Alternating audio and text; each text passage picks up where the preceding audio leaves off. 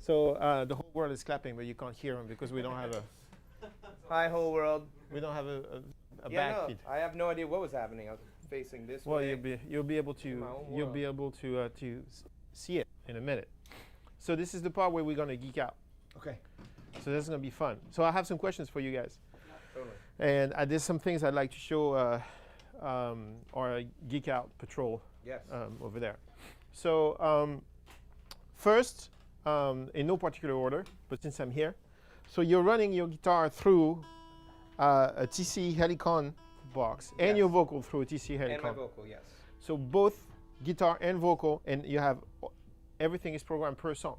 Per song and per section of the song. So the whole idea with what we wanted to be able to achieve was to have the sound of the records, but not be locked into continuous tracks. Okay. So basically, like in Feel Good at the beginning, I just wanna feel good. There's a low octave, Okay. but then the verse comes in, I've been home, and then the next section there's a low octave, so it changes. And as it's changing, the guitar effects are changing too.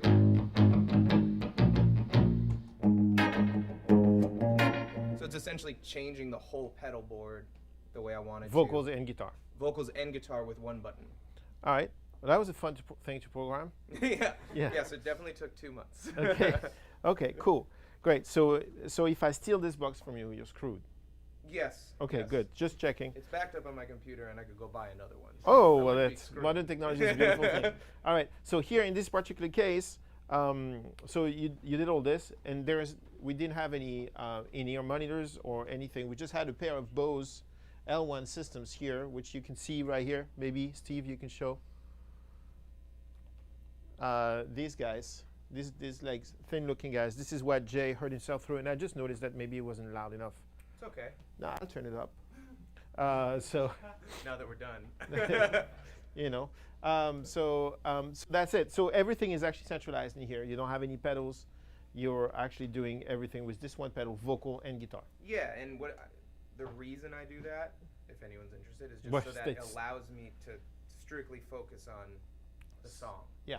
Because I had like a lot of analog stuff before, and that's a lot of fun too. But this specific box just allows me to not think. At a certain point, I'll be able to not think. Right now, I'm still thinking. Yeah. There's a lot of button pushing. Yeah. But I'm thinking less than if I had to hit like between 7 or 8 different pedals and then a vocal effects pedal. And Yeah, all which that. that's just not human.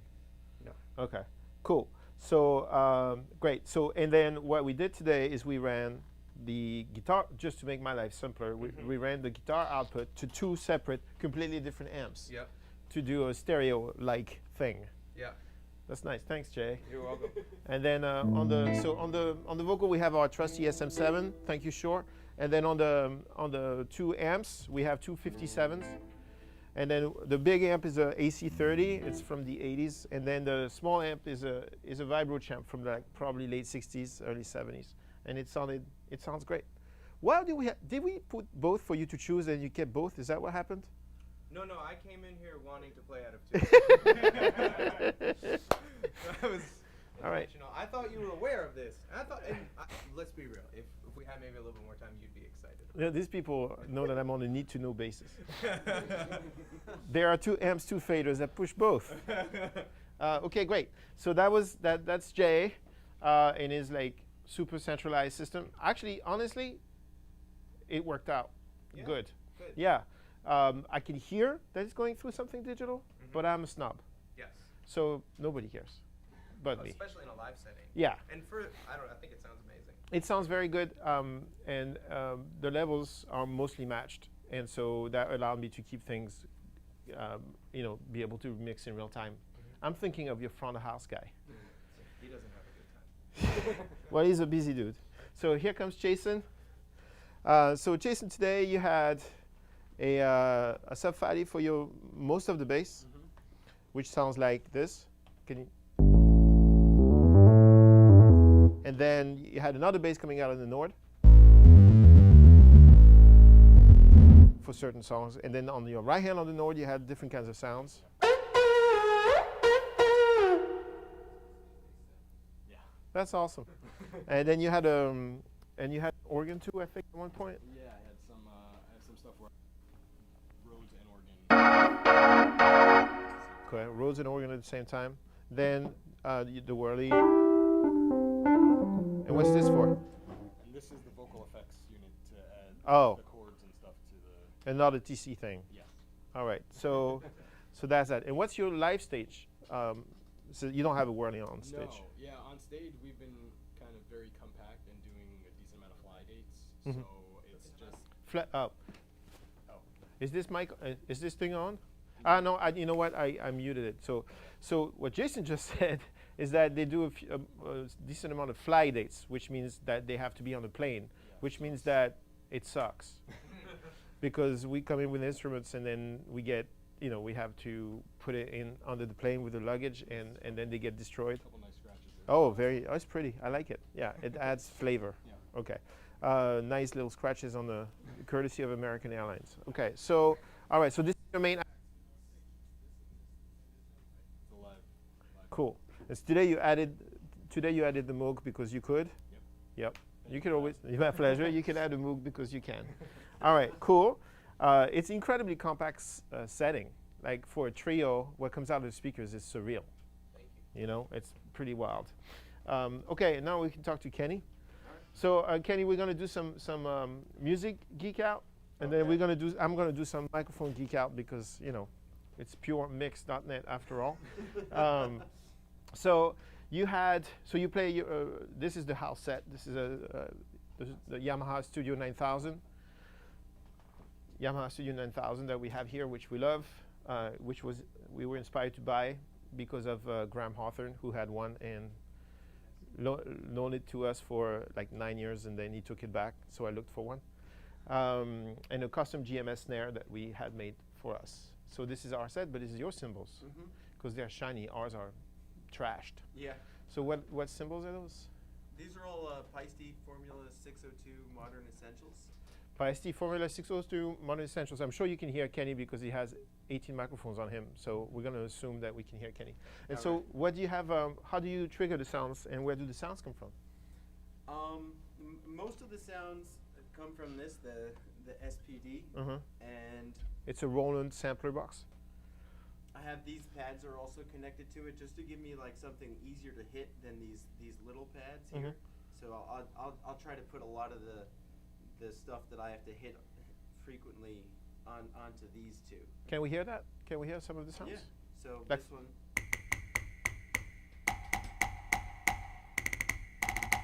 Okay.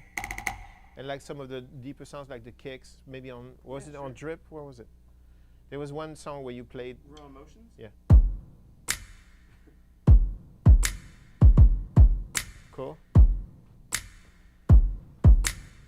Very nice. And then, so I have that coming out of one channel, and then there's another channel that runs like loops and stuff that we'll play to, and I'll trigger those as well. So an example of that is. Guys, you should have asked. I could have raised the level of the monitors by a lot. Next time, just complain. Do what I would do. You were rocking, but there was no reason to suffer like this. Okay, cool. That's awesome. Yeah. Very nice. All right, so on Kenny's set, what I have, I did not mic the hi-hat because there's enough live microphones that I could have, there's enough bleed.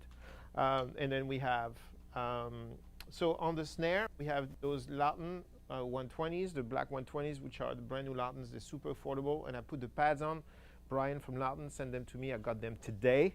Literally pulled them out of the post and gave me the box. I took the pads on and put them on the microphones and put them on the drum. So they're fresh. And that's our new favorite snare drum microphone, and it's one of the most affordable condensers you can get, so it's pretty badass. On the toms, there's two Latin clarions. And on overheads, which are not really acting as overheads, they're more like cymbal mics, because again, it's live. Are a pair of calls, which what I usually do because it sounds good and it's peaceful sounding to me. And then inside the bass drum is an M88, which is a Bayard that very few people know, but it's really nice. And then on outside is the Yamaha subkick that I usually put there for modern music, so it goes boom, which is what it's supposed to. They should have called it Yamaha Boom, but it was probably taken already. So that's it. That's all we have on the set. The sound of the drums really comes from the post-processing, which we're going to go geek out about right now. C'est parti. Okay, I think, did I forget something? No, that's it. You guys made all that sound with all that. Oh, and then on the piano, we were supposed to have 3 Atlantises, but all you heard was 1 Atlantis, this one, because for some reason that we can't really figure out yet, but we will know later and very soon. These 2 are not coming up on the board, and we run out of time because it's live. Oh, I'm forgetting, Christian. We have Christian in the aquarium right here. What's Christian doing? Christian is not making any sounds. He's activating those lights that you've been seeing, the crazy, beautiful lights. That's him. That's Christian doing that. So for the show business element, he runs what looks like to me like a DMX board. Is that a DMX board? He runs a DMX board that controls little DMX packs that are right here. And those DMX packs are controlling the lights. Now that is really, really geeky. Let's go into the control room and push it further into the geekiness.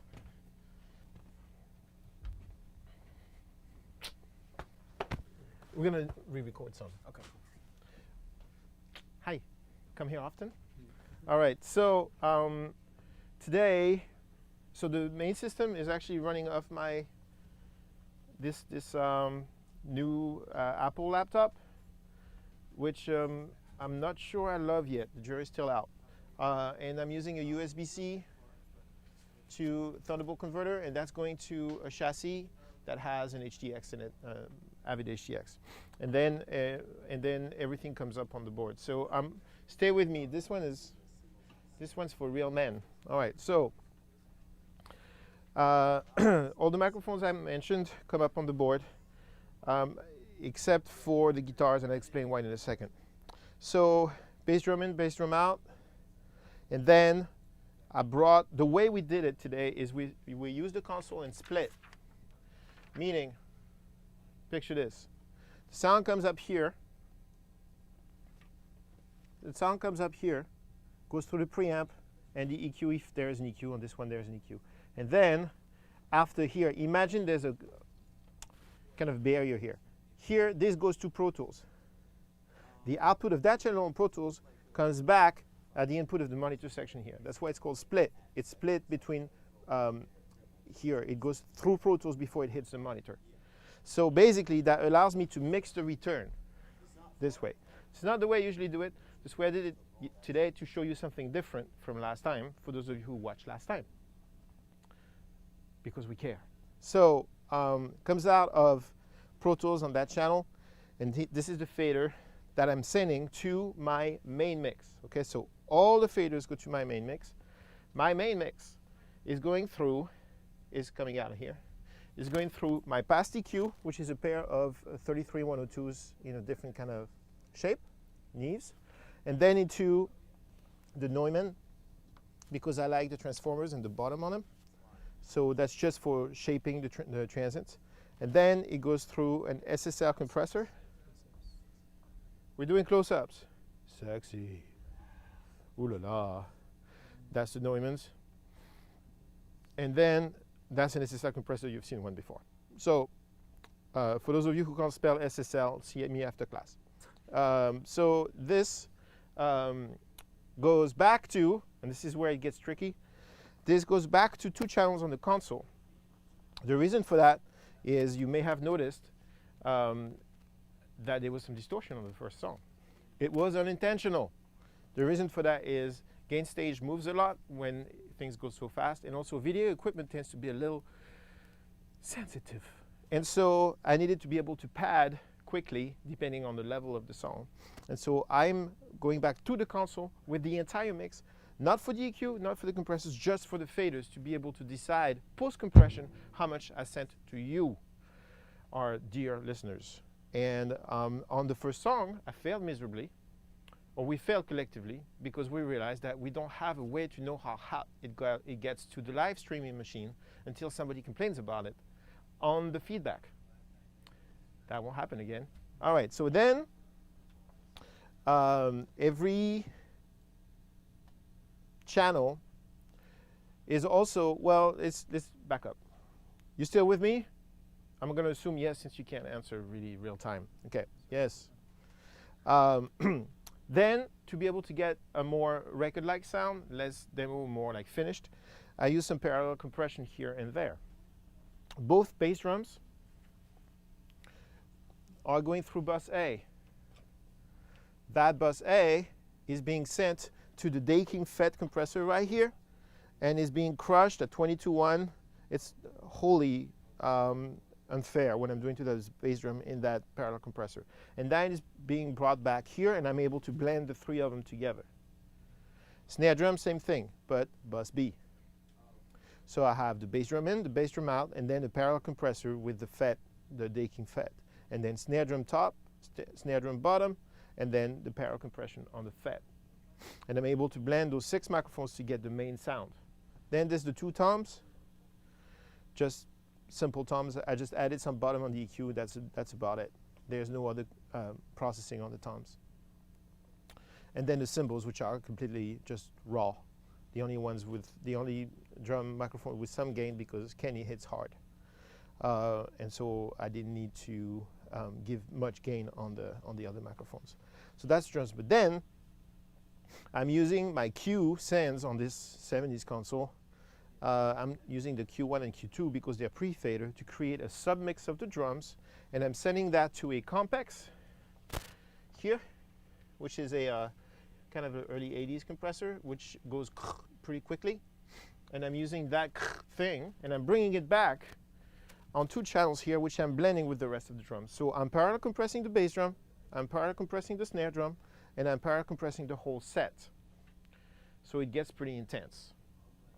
But since Kenny is a badass, it was very consistent, and I was able to just blend it at the beginning and do some minor adjustments on the presence of the bass drum depending on how hard the bass drum was being hit because of the song.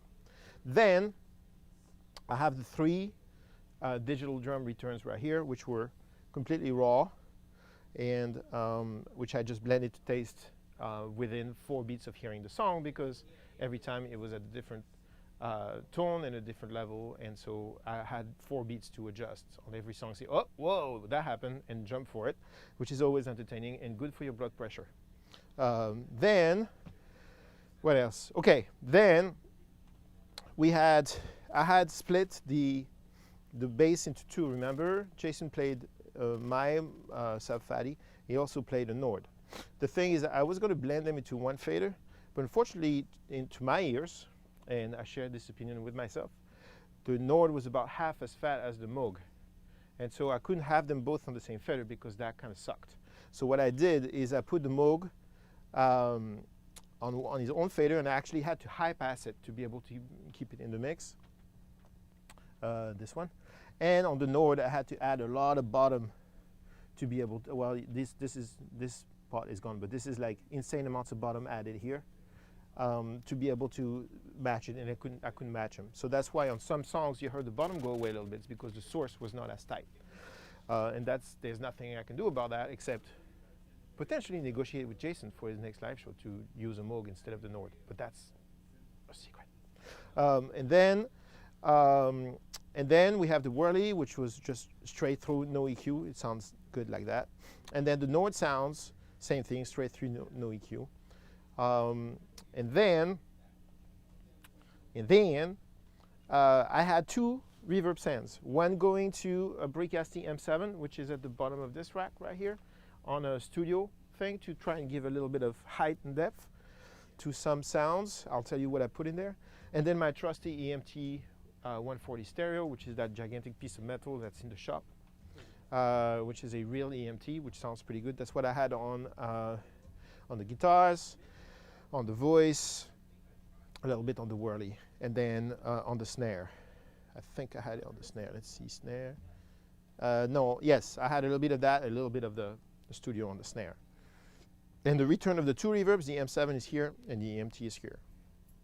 Then, as I usually do on here, I had a parallel compression bus for everything that's not drums, because we already have parallel compression on the drums with the Compex, if you remember. So for everything that's not drums, I went to a 33609, and I used the bus 3.4 to go into it. So basically anything that's not drums is going and getting crushed by the 33609, which is sitting right there. And it's named Rear Burst in honor of my friend Andrew. And then that's blended with the direct signal. And that's it. That's the layout. And you have to manage all this in real time, which is a moderate amount of fun. What else? We monitored through a pair of Focal Solo 6s and sometimes SM9s. And then to make sure that, because I know some of you listen on headphones, I checked out on my Spirit Pros because they tend to be fairly accurate. Whereas the Solo 6s are sitting on a console bridge, which means that I hear more low mids and sub bass than there really is in real life. And consequently, it's better to check on here to make sure I'm not screwing up, because that would be embarrassing for a live broadcast, wouldn't it? Okay, what else? The spaghetti over there, courtesy of Josh, right back here. Hi, Josh.